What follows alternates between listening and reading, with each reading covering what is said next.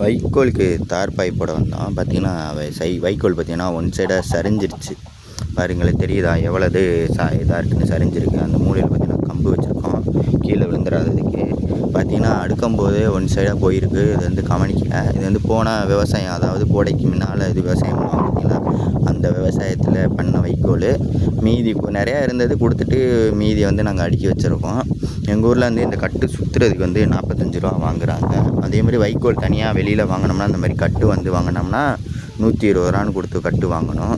பார்த்திங்கன்னா ஒரு பக்கம் ரொம்ப சாஞ்சிருச்சு இந்த வைக்கோல். அதை வந்து நம்ம வந்து இந்த சைடில் பார்த்திங்கன்னா கம்பு வச்சு கீழே விடாத அளவுக்கு சப்போர்ட்டு கொடுத்துருக்கோம்.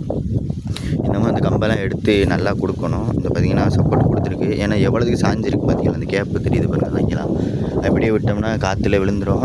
அதேமாதிரி மழை வந்துச்சுன்னா வெயிட்டுக்கு ஒன் சைடாக சாஞ்சிடும். அதனால தான் இன்றைக்கி வந்து வைக்கோலுக்கு கவர் போட்டு ஓரளவு சப்போர்ட் கொடுத்து வைக்கணும்.